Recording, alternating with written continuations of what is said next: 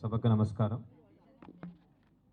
ఇక్కడ వచ్చేసినటువంటి ప్రతి ఒక్కరికి విశాఖపట్నం జిల్లా ప్రజలందరికీ శ్రీ విశ్వవాసు నామ సంవత్సర ఉగాది శుభాకాంక్షలు.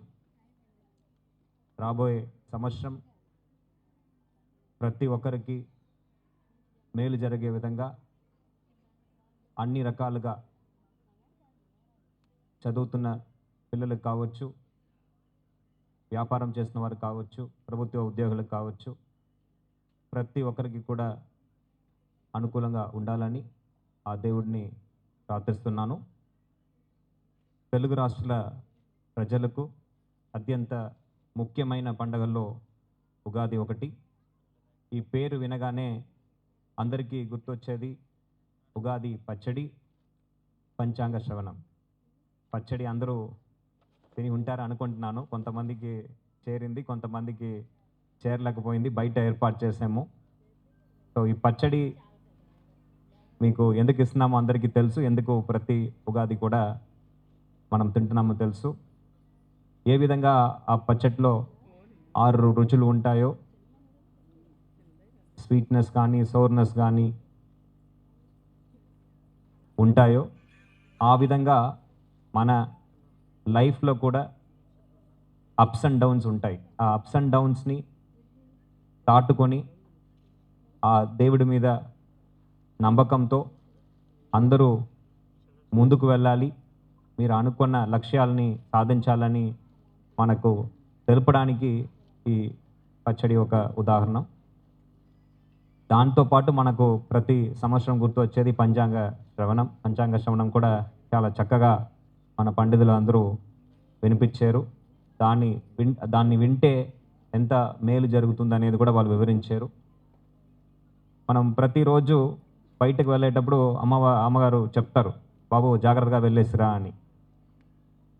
అది చెప్పడం వల్ల మనం ఏదో పడిపోతాము, లేకపోతే ఏదైనా జరుగుతుంది అనేది కాదు. మనం జాగ్రత్త పడతాము, నిదానంగా వెళ్ళి పనిని చక్కగా చేసుకొని మనం ఇంటికి తిరిగి వస్తామని ఒక ఆలోచనతో వారు చెప్పేవారు. ప్రతి ఇంట్లో కూడా వారు ఒక అమ్మవారు చెప్పేవారు. ఆ విధంగా ఈ పంచాంగం కూడా అలాంటిదే.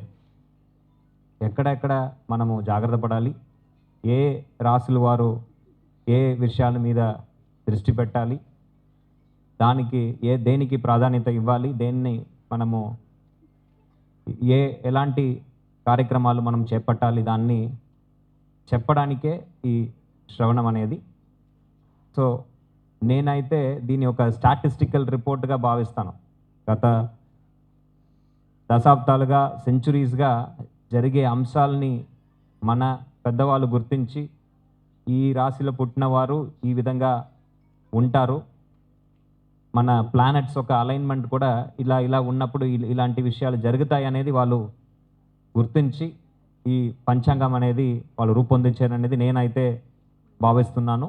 సో దాంట్లో చెప్పినది మనము జాగ్రత్తగా తీసుకొని మనము ప్రవర్తనిస్తే మనకు అందరికీ మేలే జరుగుతాయనేది నా ఒక నమ్మకం.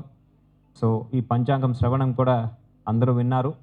కేంద్ర రాష్ట్ర ప్రభుత్వాలు కలిసి గౌరవ ముఖ్యమంత్రి వర్యులు ఒక గైడెన్స్తో, లీడర్షిప్తో మన రాష్ట్రం అభివృద్ధిలో ముందడుగు వేస్తుందనేది మనము వినడంతో తెలుసుకున్నాము.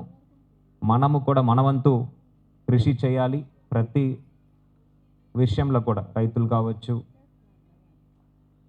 వ్యాపారస్తులు కావచ్చు, ప్రతి అంశంలో కూడా మనము మంచిదే జరుగుతుందని ఆలోచనతో, ఒక పాజిటివ్ యాటిట్యూడ్తో మనము ముందడుగు వేయాలి.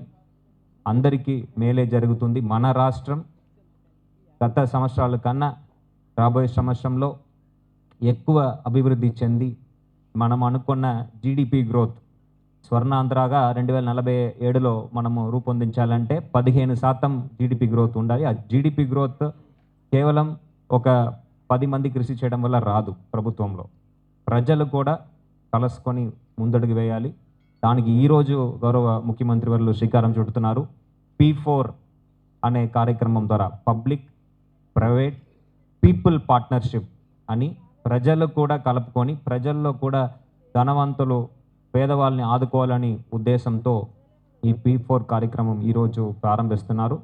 సో ఇలాంటి మంచి ఆలోచనలు కేంద్ర ప్రభుత్వం ఒక సహకారంతో కొనసాగుతూ మనం అనుకున్న 15% జీడిపి గ్రోత్ అభివృద్ధి చెంది ప్రతి ఒక్క కుటుంబం కూడా పేదరికం నుంచి బయటపడాలి.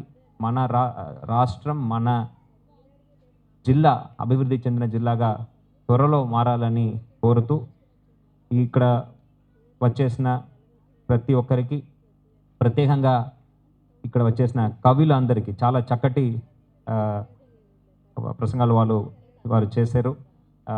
వారు చెప్పినట్టు విశ్వవాసు మన అందరినీ ప్రతి ఒక్కరిని ఆదుకుంటాడు.